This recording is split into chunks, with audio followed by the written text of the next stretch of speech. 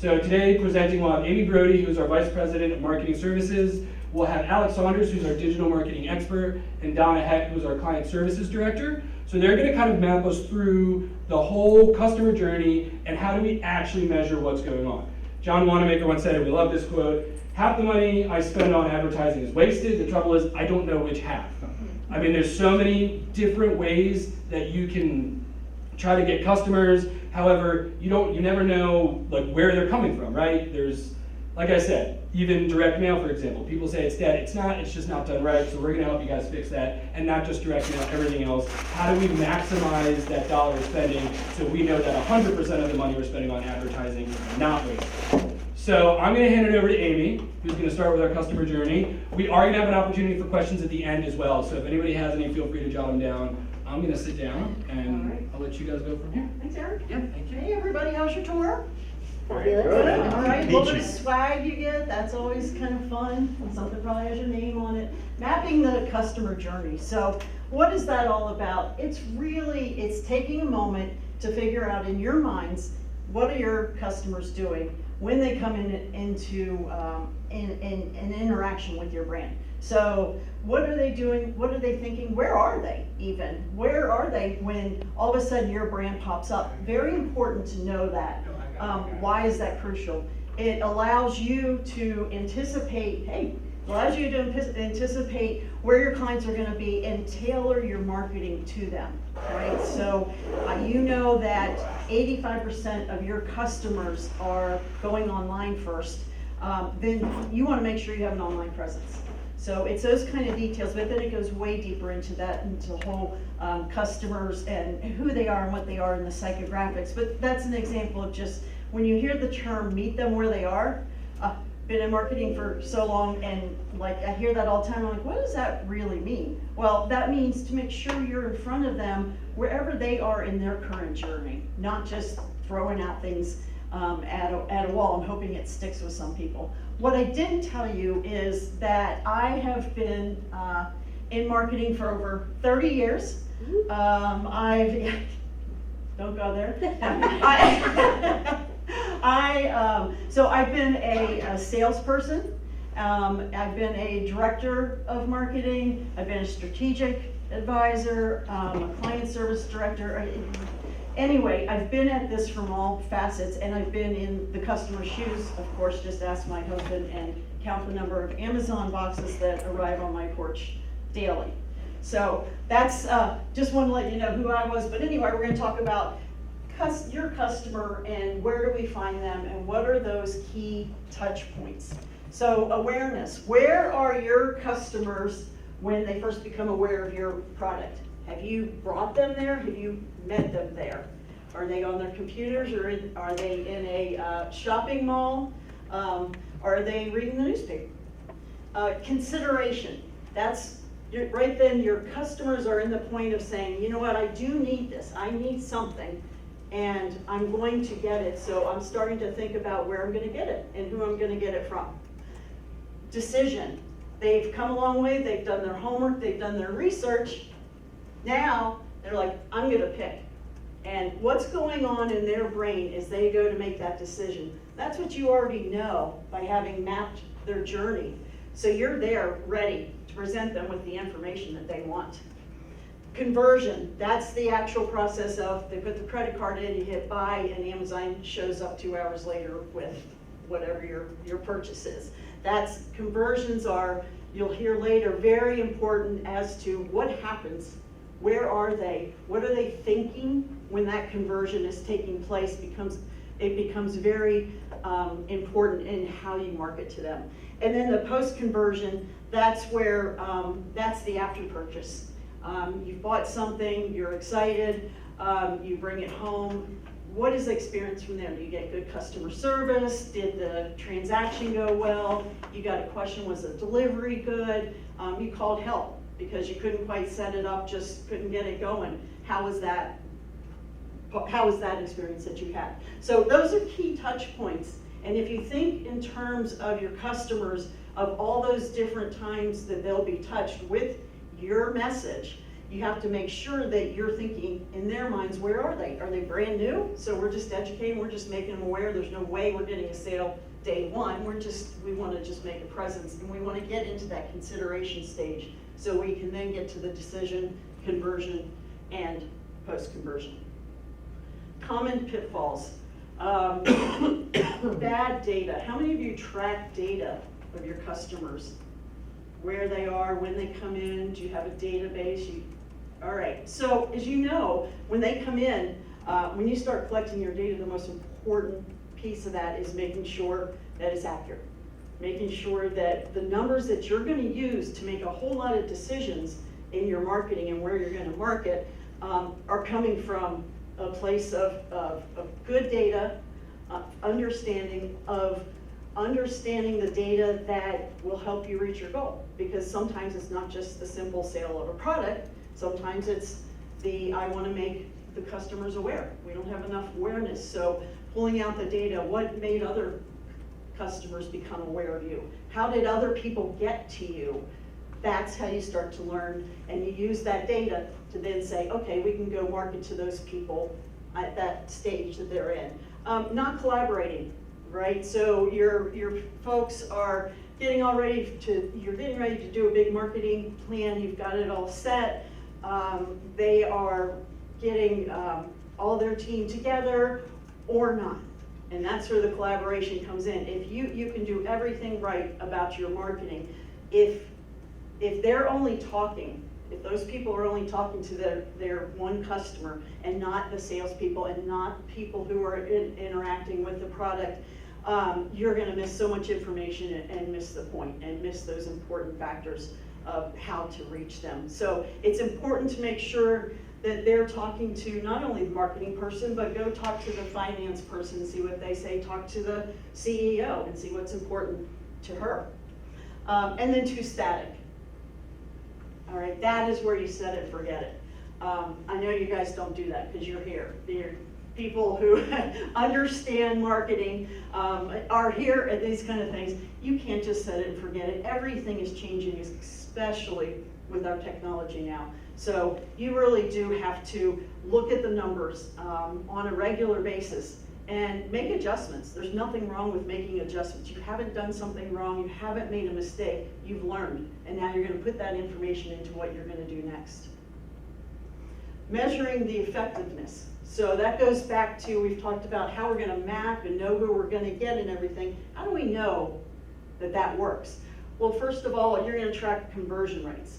Those are how many of your customers that came to you actually ended up purchasing. How many?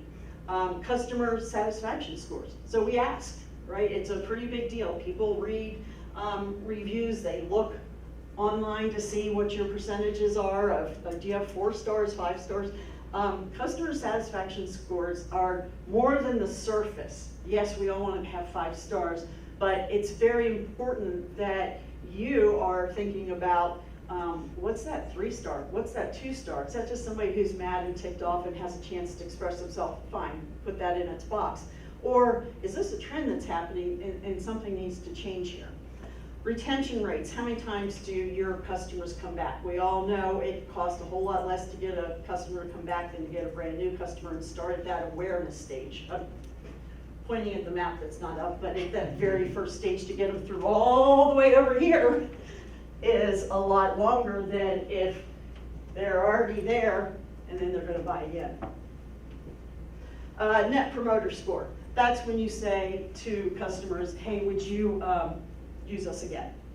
And that is one of the most telling things you can ask and ways that you can learn how they're feeling about the experience they just had with your brand. With that, I'm going to turn it over to Alex and have her talk about some real-time attributions. Thank you. You're welcome. All right, so attributions.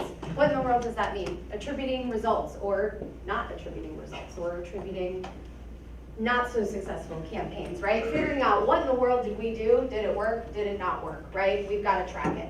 So for the sake of today's example, what we're going to be talking about specifically, the vehicle of marketing will be direct mail with some digital enhancements here. So when you hear direct mail, how many of you have heard the term direct mail is dead? can, right? Direct mail's dead, direct mail's expensive, there's so many other cheaper alternatives or more cost-effective alternatives, but do you guys go to your mailbox every day? That's what I'm saying. You sure do, right? And how many marketing pieces or how many pieces of direct mail do you get in that mailbox? Too many. Too many. Oh, okay. Hey, I want to know who's in your mailbox. I need to talk to them. You don't get as many direct mail pieces as you do emails. I mean, me personally, I get probably 200-300 emails a day, and I get about 4 or 5 marketing pieces of mail, a couple bills here and there, but there's a lot more real estate in that mailbox. But I don't have to tell you guys direct mail works. Keith built this company on direct mail. Direct mail has always worked. Direct mail still continues to work, but the old school way of doing direct mail is in fact dead. Right? So when we talk about the new age or bringing your direct mail up into the 21st century, it's enhancing it digitally, adding other touch points, tracking it, measuring those results, and actually using that data to be better, smarter marketers. Now, before we talk about direct mail, let's just talk about consumer behavior, right? It's important for us to understand how consumers respond to things, because when we talk about that awareness stage, put yourselves in the shoes of a consumer. That's what we all are at the end of the day, right? Some of us are business owners, some of us are marketing managers, but think of how you buy things. The average consumer sees somewhere between 4,000 to 10,000 marketing messages a day between every channel possible. Direct mail, emails, radio, TV, the logos that are on your cups, right? How many people had Starbucks today? How many people had Dunkin' today? You see that messaging everywhere. So as consumers, we are inundated, right? You have to figure out a way to break through that noise, right? You have to do it better. You have to figure out what that awareness stage looks like and meet those people exactly where they are. But again, direct mail, 98% of people check their mail daily. 79% of those consumers will act on a direct mail piece immediately, depending on where they are within that customer journey. So you have to speak to them accordingly. Now, again, direct mail is not dead. Direct mail has always worked, but the old school way of doing direct mail is in fact dead. So we need to be smarter about how we're marketing to our customers, know who we're talking to, know what those demographics looks like, because the way that I like to be marketed to might be different than the way that you like to be marketed to, right? So adding those personalized touches really goes a long way. So again, for the sake of what we're going to talk about here is a way to bring your direct mail into the 21st century, and that is with an automated platform called Direct Mail Booster. So anything that you can do to automate any process within your organization, do it. It's going to save you time, it's going to save you money. So what Direct Mail Booster is, or DM Booster is really a direct mail enhancement tool. It takes that one single piece of direct mail and adds those digital touch points. But more importantly, it helps you guys track. It helps you understand what is working, what is not working, ways to add extra touch points and speak to those clients where they are. How many of these technologies here, maybe Facebook, Instagram, Google, how many of these maybe look familiar to some of you guys? Okay, and how many currently don't utilize direct mail in their marketing mix? Okay, have you tried it before? I don't think so. No? Okay. Well, hopefully you're going to take something away from this. So 80% of sales are made between that 8th and 12th touch. So if you just send 1, 2, 3 pieces of direct mail and put a Google ad up for a day or 2, it's not enough. You're simply scratching the surface. It takes somebody 8, sometimes 32, sometimes 100 times to see your brand before they even remember you, before they bat an eye at it, depending on where they are in that customer journey. If you're selling pizzas, or maybe you've got a nail salon, yeah, maybe it takes 2 or 3 times. But if you're a real estate agent, or maybe you're a pool resurfacing company that your product is $100,000, it's going to take somebody a long time to make that decision, right? It's not automatic. So we're adding 8 to 32 additional touches to those individuals that we're actively mailing to, but we're helping you track. Your team get access into a dashboard where you can see live time exactly how these campaigns are performing. So it takes a lot of that guesswork out of it. So every solid mail campaign starts with a good mailing list, right? That clean data. You put a piece of mail out to a certain demographic, a certain audience, and we hope for the best, right? And we sit and we wait. We wait for that phone to ring. So instead of just sitting and waiting, what we do is we automatically upload that mailing list and that audience into Facebook and Instagram, and now we target those exact individuals that you guys are mailing to. So the purpose of this is kind of prime the pump, if you will, right? Deliver that cohesive message that looks and reinforces that direct mail piece to that exact same audience. Yes, sir? So you can take the list that you're going to direct mail to and put them in Facebook or Instagram and then send them targeted ads? Yep, if I'm mailing to you, I upload the list, I find you, hopefully, I find you, depending on if you have an Instagram or a Facebook account or both, and then I'm able to display that exact same ad, that cohesive ad message and imagery, and then you get that direct mail piece, 5, 6, 7 days later. So you look at that and you say, hey, I recognize this, I've seen this before, right? And then that awareness, you move through that journey. So is that automated? So if you have a list of like 500 or 1,000, it automatically goes through and finds those people, or? Yep, it's all automated. We take 99% of the guesswork out of this for you, right? We'll go through and strategize with you. Okay, here's my ideal audience, or here's what my existing customers look like. Here's a mailing list or a prospect list that looks exactly like those people. You say, here's when I want to mail. That creative looks great. Here's my offer. All automated.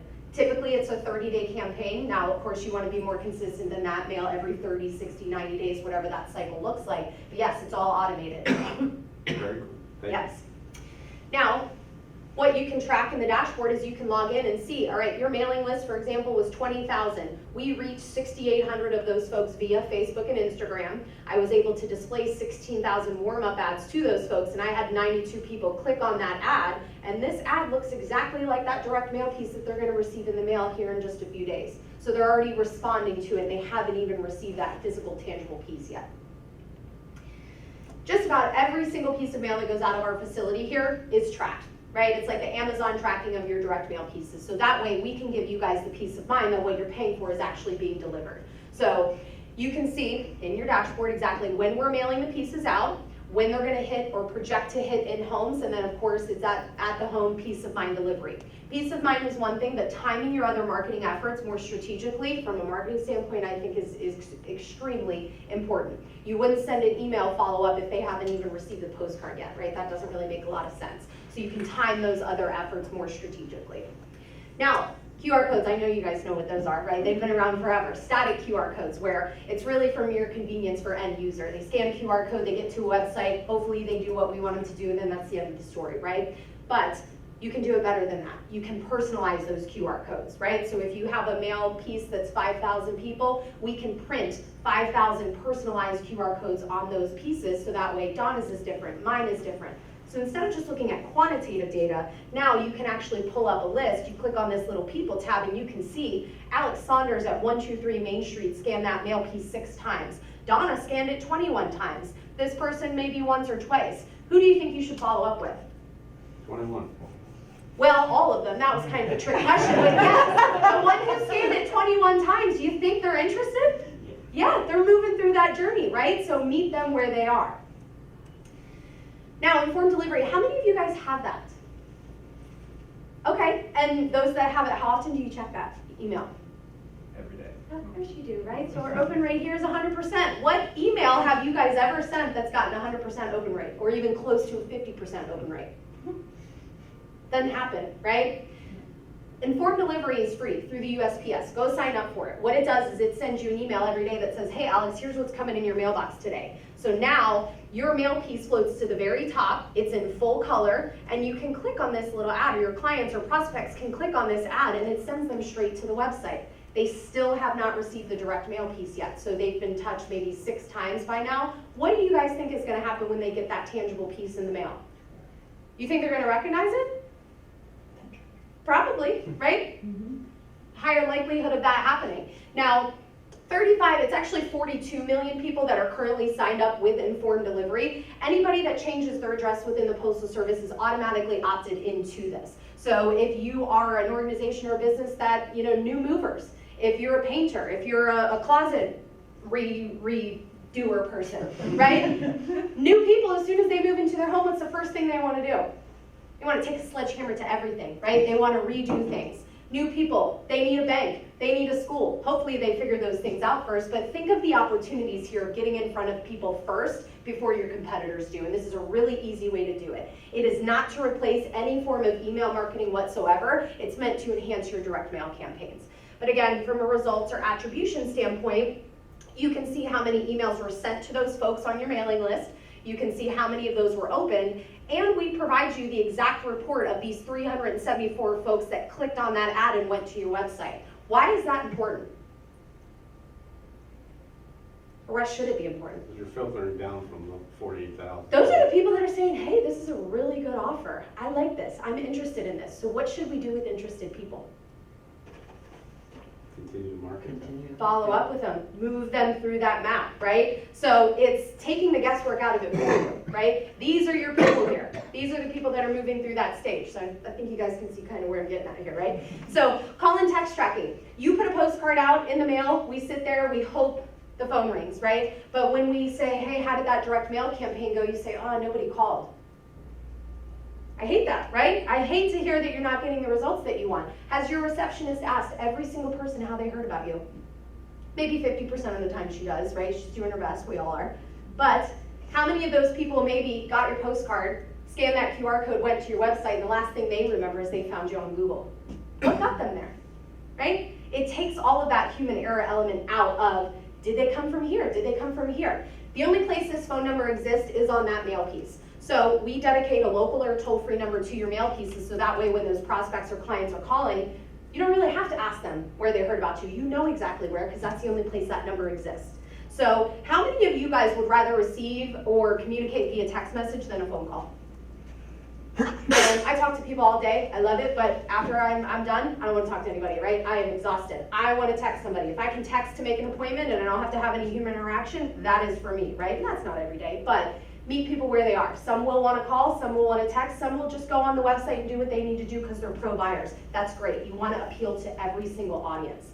So the way that text works is, on your mail piece we would print, call or text apply to 69922. I text that as a prospect or a client. I get an auto response that says, hey, thanks for your interest in blah, blah, blah, blah, blah, right? Click the link below, sends them straight to the website. But now you guys can see exactly how many calls, how many text messages, and have the cell phone information of those individuals. How valuable is it that you have cell phone information of a decision maker that's making a decision for $30,000, $40,000, $50,000 product or service? Priceless. You can listen to those recorded calls, so that way, you know, you can do your QC. Maybe your receptionist is having a bad day 5 days out of 5 days, and it's time to make some adjustments, right? So you have to figure out to warm people up the right way, and don't unsolicitedly call or text people, right? So when you use this data, it's important that you figure out the right follow-up strategy depending on the demographic, right? And that's gonna change, that's always going to be changing. So you've got to be malleable in that process. Let me get there, right? And maybe it's just sending, you know, an email follow-up like, hey, saw you left this in your cart, right? Or hey, we're here if you need us. Here's all the services. Here's our emergency line if you ever need us, right? But then keep following up with them until they tell you to go pound sand, right? Respectfully. Now, once you get people to your website, what happens?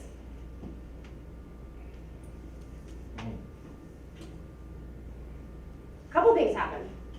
Nothing. They go to your website, they're interested, but they're not interested enough to call you or give you a phone number or give you any information, so then they leave. And when they leave, what do you guys think they're doing? Going to another one. Yep, they're doing their price shopping, they're doing their due diligence, right? They're shopping competitors, or again, they're simply doing nothing. They're saying, hey, this is a really good offer, I need this telephone service, but I've got to wait for my spouse or partner to talk about this, and then they leave the website and then nothing happens. And do you ever follow up with them? Probably not, because we don't know how. Maybe we send them another postcard or another form of communication in the next 60 days, but maybe they've already made that decision, right? So you're missing an opportunity. Now, what's the last thing you shopped for? That crab bag? That was a while ago. Yeah? The last thing that I shopped for, Not to put you on the spot. I genuinely don't remember. How about you, sir? Clothes? Yeah, maybe clothes. Okay, so let's say, I don't know, you're going to Golf Galaxy, or you're going to Vineyard Vines, or you're going to wherever you're shopping for, right? They've got a great sale, you put some things in your cart, and you're like, wow, that added up quick. I don't have any shipping, or I have no offer, so then I leave, right? What is the next thing that happens once you go back on to maybe check the scores or check the weather? What happens? What do you experience? Yeah. That brand. Buy one, get one free. Hey, there you go. Hey, you left this in your cart, free shipping, 20% off. Please come back and purchase, right? They're following up with you in a non-invasive way. It's non-invasive because you've shown interest, right? Now, if I got a random ad for AARP, that makes absolutely no sense to me. I don't need that yet, right? So it's all about where they are and reaching the right person. So online follow-up, make sure that we put the message in front of the right people that are showing interest in your brand, your product or service, whatever it may be. So again, these ads are meant to look and mimic exactly like the direct mail piece to reinforce what we just sent them a few days ago, and it's all automated. I know it's happened to all of us. So What is that called? It's called Google retargeting, online follow-up, cookie-based retargeting. All of those things are kind of used interchangeably. There's a pixel that goes on the back end of your website, so as soon as somebody hits it, they pick that up, and then bam, the next time they go do whatever they're doing on Google, they're going to be displayed that ad. So what you guys can see, of course, is how many people are visiting, how many ads are displayed, and how many people are coming back second, third, fourth, fifth time. Now, 86,000 ad displays. What that means is I've put 86,000 digital messages or images in front of people that are showing interest. If you guys have ever done direct mail, you probably know that postage is one of the most expensive costs or parts of a direct mail campaign. There's really no way around it, right? It costs maybe about 30 cents to get one message across. So do the math there. 86,000 postcards to send at one time at 30 cents, that's a pretty big chunk of change.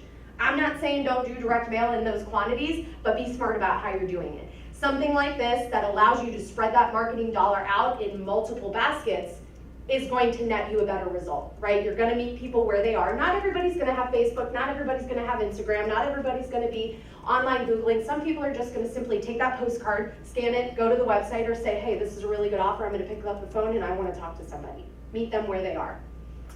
Social media follow-up works in the exact same way. So I'm looking for that shirt, I'm looking for those golf clubs, I'm looking for whatever I'm looking for. I go back online, scrolling Facebook and Instagram once the kids are in bed, and then bam, there it comes, 20% off, free shipping. And then that's when I'm in that buying mindset, right? You've moved me through that journey. You've had 8, 16, maybe 20 touch points with me thus far. And I'm like, hey, this is a pretty good brand, this is a pretty good offer, I'm gonna go ahead and buy this, right?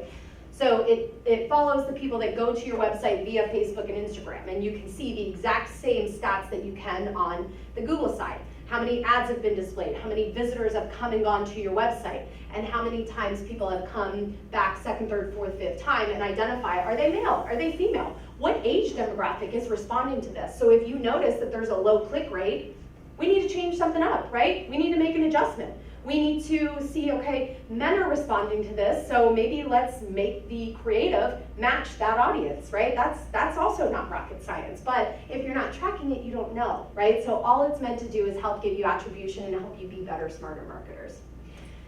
Now, if I told you I had a prospecting list of people that were on your website that were interested, would you guys want that list?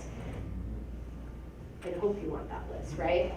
So Lead Match identifies people that are going to your website, tells you with 95% accuracy a residential address for that individual, what they're interested in, what they're doing, basically, how many times they visited, and how much time they've spent on those pages. So now, just because somebody said they found you on Google, you know exactly where they came from. You've got leads. Leads are people that came to your website that we haven't mailed to. Matches are people that came to your website from that mailing list. We're matching that visitor back to a mailing address, that original mailing that the whole thing started with, right? So that gives you attribution that, hey, I mailed to these people, they're responding, but they haven't yet converted. So who do you think you should reach out to? Yes, sir. So can you tell the actual people, or you just tell like the domain of the company that actually comes? So there's some privacy things, right? We have to be very careful about our communication to them. Legally, I can collect one data point, which is a residential address. It's the most concrete data point. How I'm getting that is through 3 things. I'm looking at the cookies that are, and I know we're probably getting into the weeds here, but cookies that are on the device, right? Every device, you've got cookies enabled. Yes, you clear them out, but next time you go back, they're coming back, right? Device ID, every single device.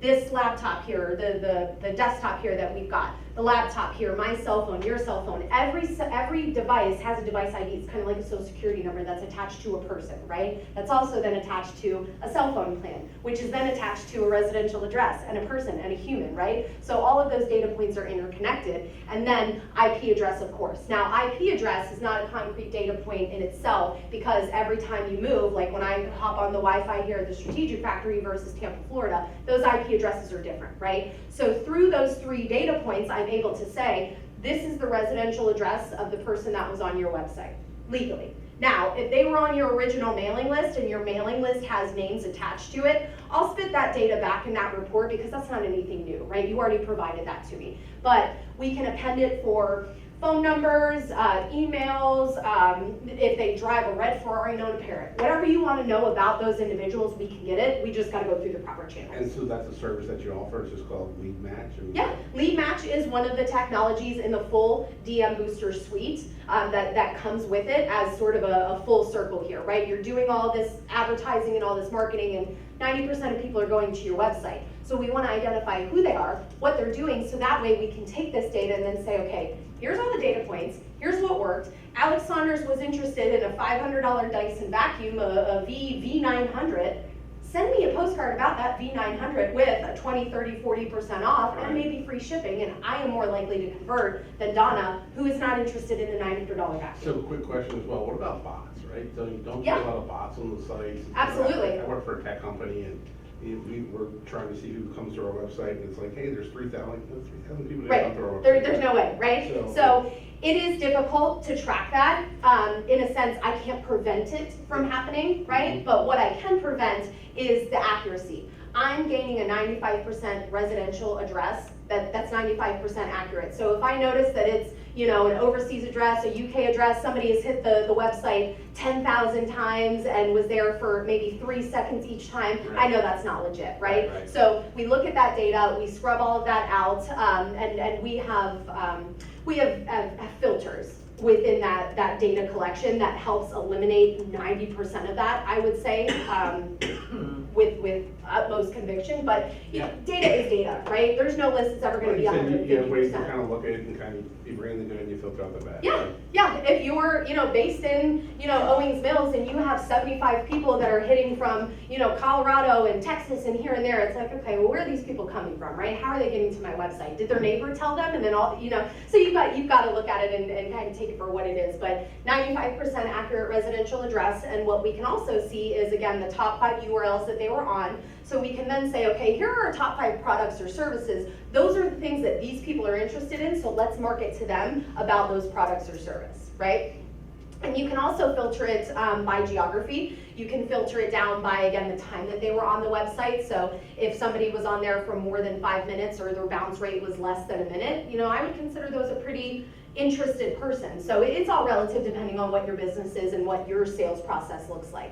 But if your sales process or that closing process is 9 months, it takes somebody from awareness to, you know, inception to conversion, your marketing campaign should be no less than 9 months, right? Because if it takes them 9 months to convert, why would you stop at 3 months? Doesn't make sense. You're wasting your money. So again, there's no point in collecting any of this data if you're not actually going to do something with it. So all of this is automated. All of these data points are here, but with that, it's also kind of, there's a lot of data here, right? It can be confusing, it can be overwhelming. What in the world do I do with this? The worst thing that you could do is do nothing with it. So part of our process here, and what we help you with, is understand the data, how to use it, when to use it, and what are those proper channels to move them through from that awareness to conversion and then those reorders. Because think of the lifetime value of a customer, right? It's a lot cheaper to keep them coming, keep them satisfied, keep them happy, than to go out and start a new marketing campaign to gain new customers. But really, you should be doing both, and we should kind of have a, you know, even teeter-totter there. Questions, thoughts, comments, concerns? That's awesome. I think so too. I'm glad you think that. But with that, I'm going to introduce Donna here. Well, of course, I'd be a liar if I didn't show you case studies, right? Does it actually work? Yes, it works, right? We've been doing this now for the last 10 years. So this is a nonprofit campaign that had a 12-month, notice that, 12-month, not a 1 month, not a 2 month. They didn't get this in 30 days, right?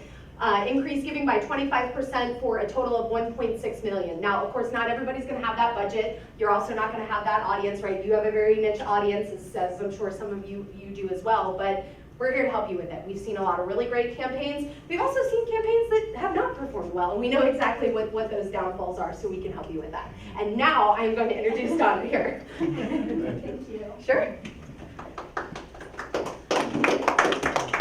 Oh, thank you. So as Alex mentioned, what I'm going to get into a little bit is the understanding the data side, okay?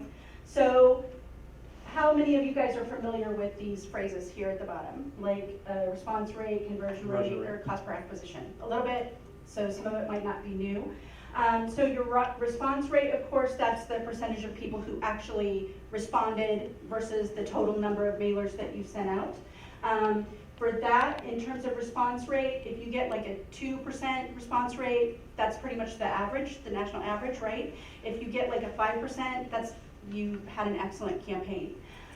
For conversion rate, what that is, and Alex talked about that a little bit, when you get that client to convert, so they got that DM, that, the mailer, they scan that QR code, and from there, they took the next step on that journey, right? And so for that, again, percentage, if you get like around a 2% response, that's pretty much average.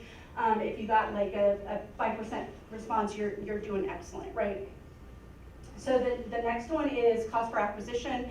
Of course, that's the amount of money that it costs you to get that new customer, right? And for this, you want to look at a ratio. So you want to see like 3 to 1, right? That's a really good cost per acquisition. If your campaign is getting you a 1 to 1, then you might want to rethink your strategy for what you were doing on that campaign, maybe the messaging or graphics or something, right? So next we need to look at evaluating the ROI. And you guys, do you guys know what ROI is? Yeah, right? Okay. Return on investment. Oh, right. So I'm not the best at math, but this is an equation that everybody needs to know for sure, right? So it's to get your ROI, of course, you take your net profit and you divide that by the total campaign cost, multiply that by 100, and you get your ROI, right?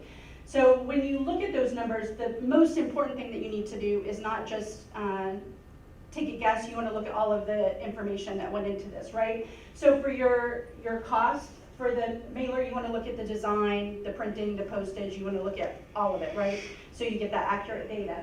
Then from there, you also want to look at all the revenue, like what did I really get from all of this? So you get that accurate percentage, right, of your ROI. So then an example calculation, so this is the budget that I'm showing you here is an example from a senior living facility that we worked with. This calculation, of course, works for any budget, for any scenario.